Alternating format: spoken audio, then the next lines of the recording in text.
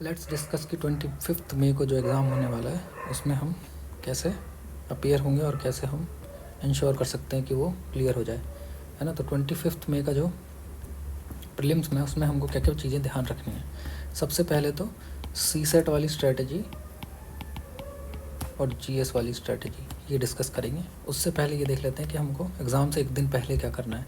तो 24 मई को अगर if your exam is on like Delhi और in city which you are right now living, then in that case आपको सेंटर पे पहुंच जाना है सुबह, और जहाँ पे रुके हुए हो वहाँ पे सोना है। फैमिली फ्रेंड कहीं पे भी रुके हुए वहाँ पे अच्छी नींद लेनी है। लेकिन अगर आप ट्रैवल करके जा रहे हो तो आई वुड सजेस्ट कि 24 मई को आप 9-10 बजे के आसपास पहुँच जाओ, है ना। तो रात को होटल लेके वहाँ पे सो लो। दिस इज़ वेरी इंपॉर्टेंट कि आपको नींद पूरी करनी है। अब हर कोई अगर होटल नहीं अफोर्ड कर सकता है तो आपको क्या करना है, एटलीस्ट ये इंश्योर करो कि 3 से 4 घंटे की नींद होनी चाहिए। अब आप बैठ के सो, लेट के सो, कैसे भी सो। अगर आप ट्रैवल कर रहे हो बस में तो बस में सो लो, है ना। ट्रेन में ट्रैवल कर रहे हो तो ट्रेन में सो लो। तो 3-4 घंटे की नींद तो होनी चाहिए अगर आप ओवरनाइट ट्रैवल करके पेपर देने जा रहे हो तो, है ना। स्टिल अगर आपकी नींद पूरी नहीं हुई है तो क्या करना है, तो पैनिक नहीं होना है। सबसे पहले तो क्या करना है कि आप सेंटर पे पहुँचो, 8:30 से पहले पहुँचना है ना। अब आपको नींद ना आए उसके लिए मैं सजेस्ट करूँगा कि आप एक रेड बुल ख़रीद लो, और उससे पहले खाली पेट मत पीना इसको।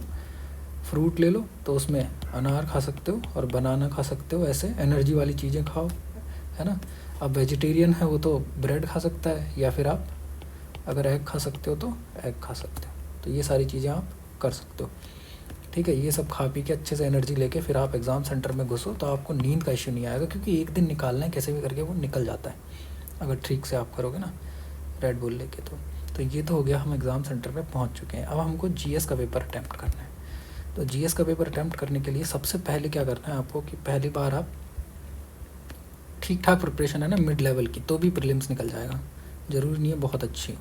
तो करना क्या है, सबसे पहले पूरे पेपर में ओपन करने के बाद 20 to 25 क्वेश्चंस ऐसे ढूंढो जो आपसे हो जाएंगे, है ना।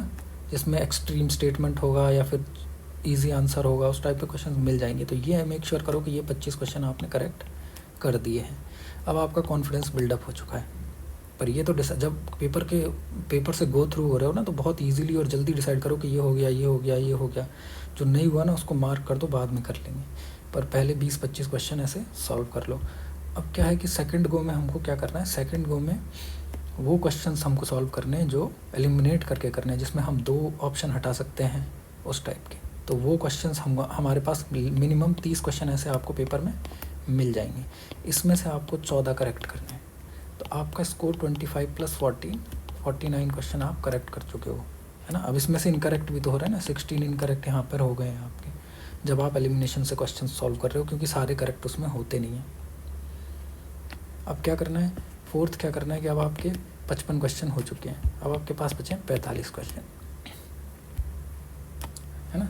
नहीं, आपके अभी कितने हो चुके हैं, 25 तो यहाँ किए थे, 30 यहाँ किए थे, है ना। तो आपके कितने क्वेश्चन हो चुके हैं, 55 क्वेश्चन हो चुके हैं। और 55 और ये 39 अपने करेक्ट हो चुके हैं, है ना। 14 करेक्ट किए थे तो 39 करेक्ट हो चुके हैं, 16 इनकरेक्ट हो चुके हैं, 55 हमने अटैम्प्ट कर लिया। अब आपके पास बचेंगे 45 क्वेश्चन, है ना।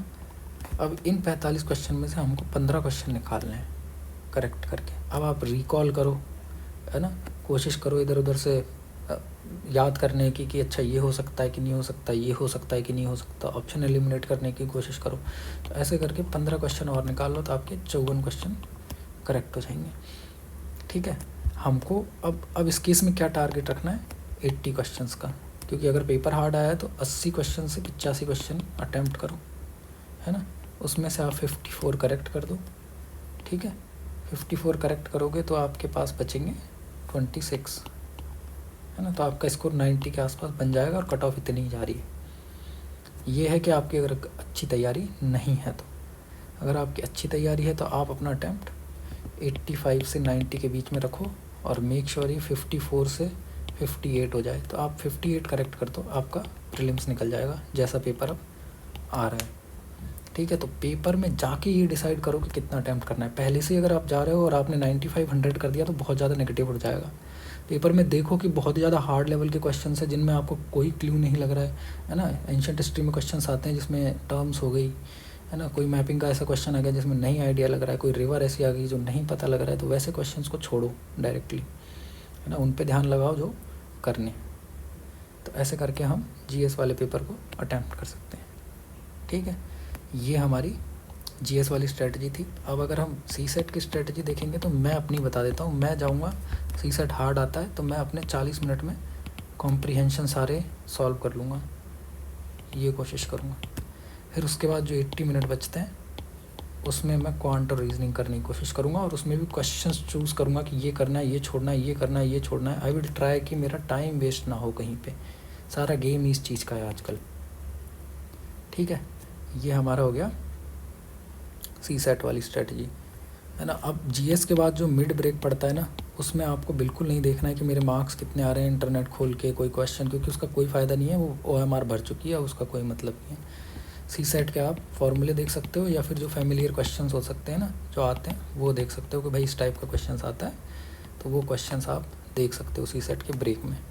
ब्रेक में भी आप 1 घंटे की नींद ले लो कहीं पे भी बैठ के, ठीक से अपने आप को हाइड्रेट कर लो, और अगर नींद आ रही है और रात को नींद पूरी नहीं हुई है तो 1 रेड बुल और ले लो, 1 दिन में कुछ नहीं होगा, है ना, पानी पी के, और फिर आप एग्ज़ाम देने जाओ। तो ये करना है आपको। ठीक है, ये हमारा हो गया 25 मई को हमको क्या करना है।